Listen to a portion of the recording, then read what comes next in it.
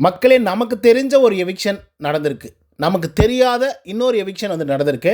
ஏன்னா, அப்படிப்பட்ட ஒரு அப்டேட் தான் வந்து பார்த்தீங்கன்னா, இப்போதைக்கு வந்து வந்திருக்கு. நிஜமாவே சொல்றேன். பயங்கர ஷாக்கிங்கான ஒரு இன்ஃபர்மேஷன். நமக்கு தெரிஞ்ச எவிக்ஷன் யார் அப்படின்னு பார்த்தீங்கன்னா, ரம்யா ஜோ. ஓகேங்களா? அவங்க தான் இந்த வாரத்தோடைய வோட்டிங் முடிவுகள்ல கடைசியா வந்து இருந்தாங்க. அவங்க தான் எவிக்ட் ஆகி வெளிய போணும் அப்படின்னு சொல்லி மக்களும் வந்து விரும்புனாங்க. ஏன்னா, இந்த ஷோவுக்காக அவங்க ஏதாவது பண்ணியிருக்காங்களா அப்படின்னு கேட்டிங்கன்னா, சத்தியமா எதுவுமே வந்து பண்ணதில்ல அப்படின்னு தான் வந்து சொல்லியே தீரணும். ஏதோ ஃபிசிக்கல் டாஸ்கில் ஒரு சில விஷயங்களை வந்து பண்ணியிருந்தாங்க. மற்றபடிக்கு வந்து ரசிக்கும்படியாகவோ, நல்ல நடனமோ, இல்லை பாட்டு பாடுறதோ, இல்லை என்டர்டெயின் பண்ணுறதோ, இல்லை மற்ற விஷயத்தில் வந்து ஈடுபடுறதோ, இல்லை சண்டடிக்கிறதோ அப்படின்னு சொல்லி கூட எதுவுமே வந்து பார்த்திங்கன்னா பெருசாக ரம்யா ஜோ வந்து பண்ணல. அண்ட் ஒவ்வொரு வாரமும் இந்த சீசன் ஆரம்பிக்கும் போதுலேருந்து கிட்டத்தட்ட ஒரு 8 வாரங்கள் வந்து பார்த்திங்க அப்படின்னா அவங்க நாமினேஷன் வந்து வந்திருக்காங்க. அந்த 8 வாரமும் அவங்க எவிக்ட் ஆகி வெளியே போகக்கூடிய ஒரு வாரமாகவே தான் இருந்துகிட்டு இருந்தது. ஆனால் அவங்கள எவிக்ட் பண்ணாமல் உள்ளர வச்சு பொத்தி பொத்தி பாதுகாத்து மற்ற ஆட்களெல்லாம் எவிக்ட் பண்ணி வெளியே அனுப்பிச்சாங்க. இப்போ யோசிச்சு பாருங்கள், திவாகர் எவிக்ட் ஆகி வெளியே போனாரா? அதுக்கு 1000 ரீசன் இருக்குது. அது வேறு விஷயம். ஓகேங்களா?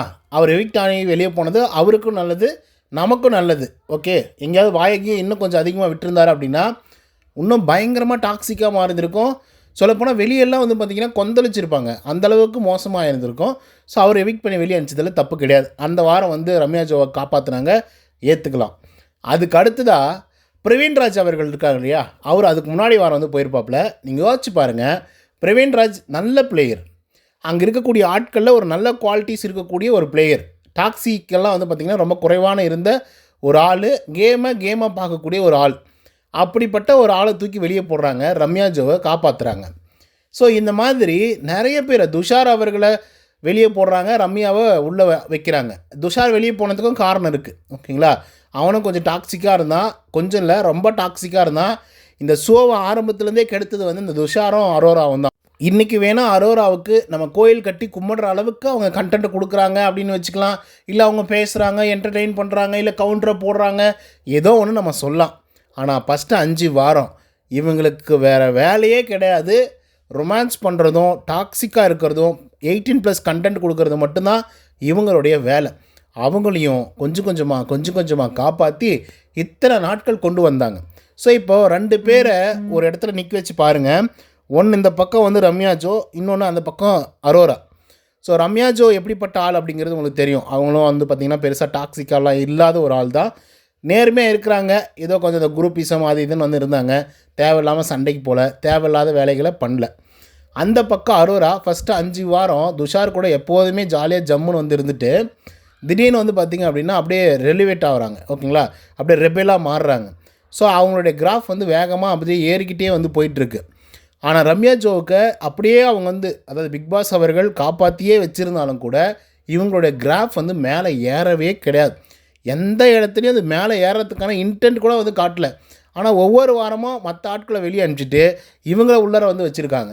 ஸோ இதனால் என்ன ஆகுது அப்படின்னு பார்த்தீங்கன்னா, நல்ல பிளேயர்ஸ் எல்லாம் வெளியே போயிட்டு ரம்யா ஜோ உள்ளே இருக்கிற மாதிரி ஆகிடுச்சு. ஸோ அதனால் ஒரு சீட்டு வேஸ்ட் ஆன மாதிரி தான்.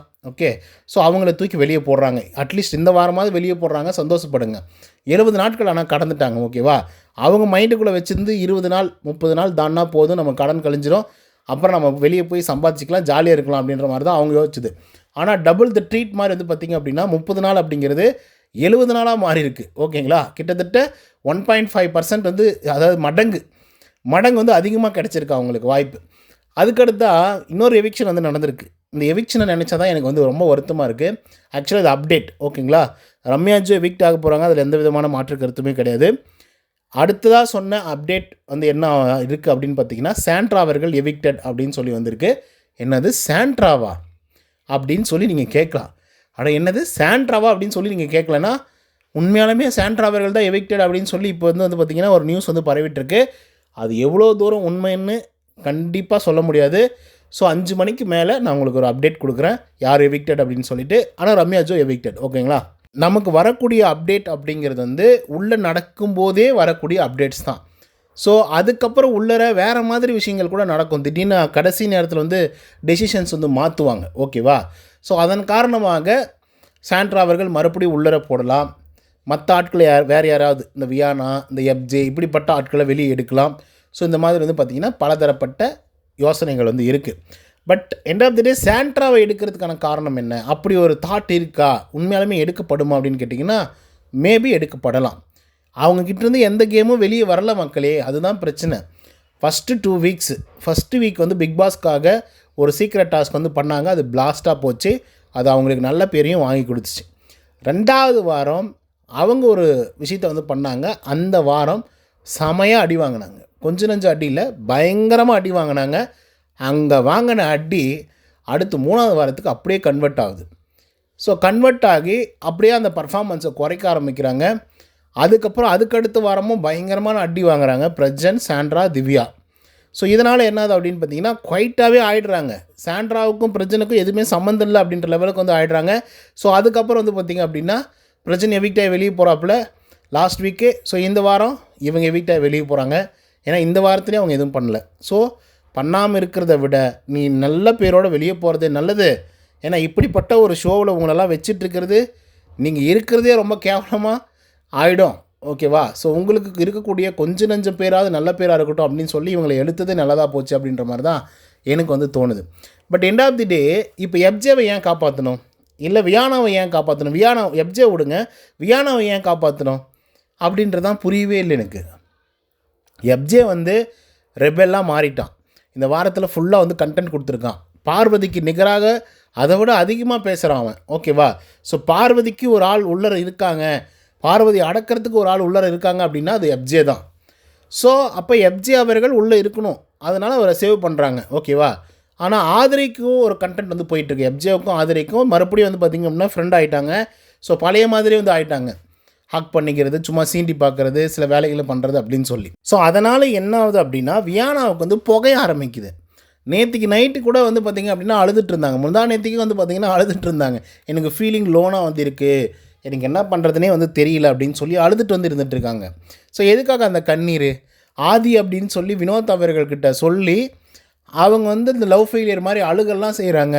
அது ஒரு ஆக்டிங்கை வந்து போடுறாங்க. எதுக்கு புரியல எனக்கு. இப்போ கண்டென்ட்டே இல்லை வியானா கிட்ட, கண்டென்ட்டே கிடையாது. இப்போ கண்டென்ட் அவங்கக்கிட்ட எடுக்கணும் அப்படின்னா மேபி எஃப்ஜே கிட்ட இருந்து தான் அது தொடங்கும். ஓகேவா? கமருதீனும் பார்வதியும் தொடங்கி வைப்பாங்க.